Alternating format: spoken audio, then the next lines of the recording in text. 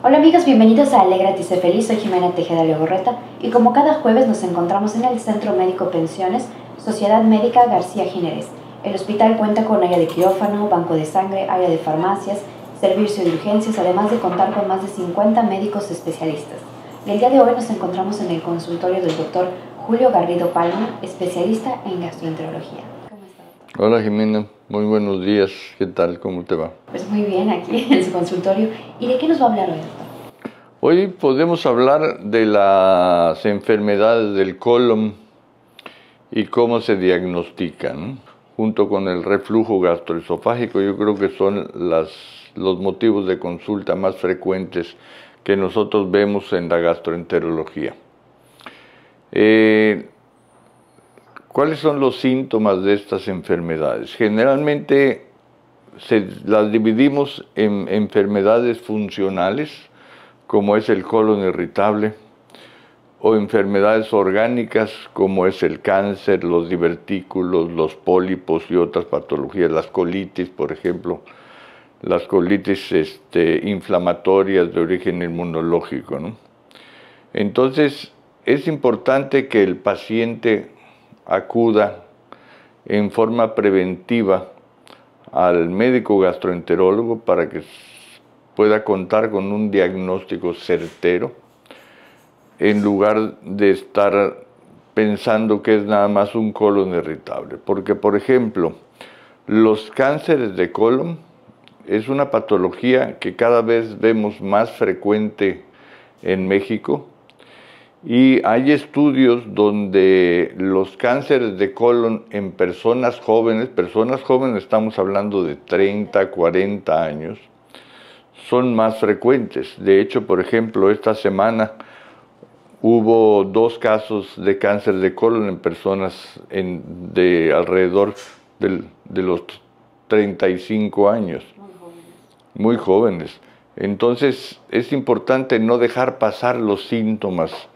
¿Cuáles son los síntomas significativos con los que la gente se puede dar cuenta que es momento de acudir al gastroenterólogo? Los síntomas de los problemas funcionales básicamente es inflamación, dolor que llega a la tarde y se sienten muy distendidos, muy inflamados los pacientes.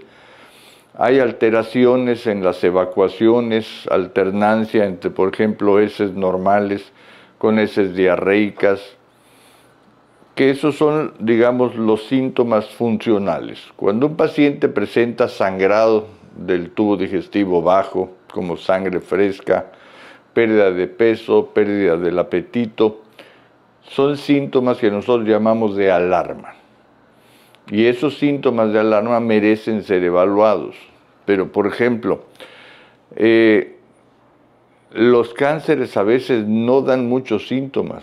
Sobre todo si en el colon están del lado derecho, los síntomas son prácticamente nulos. Y cuando vemos a estos casos, el paciente ya está en un estadio avanzado, donde es más difícil tratarlos. Entonces, ¿cuál es el objetivo? El objetivo sería hacer conciencia en los pacientes en que los síntomas que pueden ser atribuidos al colon se estudien en forma adecuada a través de un médico gastroenterólogo, ¿no? Hay la colonoscopía es el mejor estudio para diagnosticar todas las patologías del colon. Y hay lo que se llama un screening para cáncer de colon, es realizarse un estudio de colonoscopía entre los 45 y 50 años por primera vez, ¿no? Haciendo ese estudio se puede disminuir mucho la frecuencia de cáncer de colon. ¿Por qué? Porque podemos detectar lo que nosotros llamamos lesiones premalignas, que son los pólipos adenomatosos que podemos encontrar en el colon, que pueden ser desde lesiones minúsculas de 1 o 2 milímetros hasta pólipos grandes de 3, 4, 8, 10 centímetros. ¿Esas lesiones, si no se tratan, pueden empeorar? Esas lesiones por eso se consideran lesiones premalignas, porque eventualmente con los años pueden degenerar en un cáncer. Para que un pólipo pequeño termine en un cáncer se necesitan pasar 10 años aproximadamente. Entonces, por eso es importante hacer la colonoscopía de screening para cáncer de colon buscando esas lesiones premalignas, ¿sí? De esa manera, extirpando ese tipo de lesiones, nosotros le estamos disminuyendo las probabilidades de que el paciente vaya con el tiempo a padecer un cáncer de colon, ¿no? El objetivo inicial del estudio es alcanzar la parte proximal, es decir, donde comienza el colon.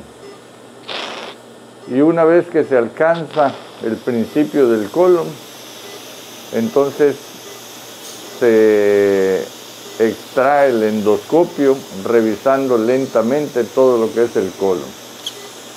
La duración aproximada que debe de ser para ir sacando y retirando el colon, visualizándolo en toda su extensión, es de aproximadamente 8 minutos como mínimo, para que no se nos vayan lesiones que deberíamos de ver.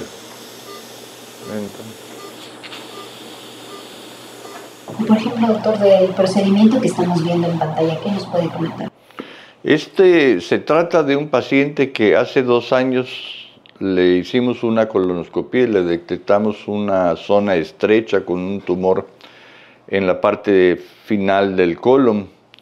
Fue operado y el médico que lo operó le pidió un control ahora. También se detectaron pólipos. Entonces, lo que estamos viendo en este paciente es el sitio donde se empató el colon. Se le quitó un segmento y se volvió a empatar. Es un segmento amplio que está muy bien la cirugía. Y el objetivo de esto es revisar precisamente de lo que hablamos, a ver si no tenía otras lesiones premalignas en todo el colon, cosa que no tuvo, el colon está sano. Y en el segmento proximal se encontraron muchos huequitos que se llaman divertículos, que es una patología totalmente benigna. Entonces, fue un estudio altamente satisfactorio. Podemos decir que salió bien. Muy bien, para el beneficio del paciente. Pues así como ven, deben pedir su cita aquí a los números que aparecen en pantalla. Estamos en el Centro Médico Pensiones, en el consultorio del doctor Julio Garrido Palma, consultorio 214. Agende su cita. Y no se pierda la segunda parte de esta entrevista.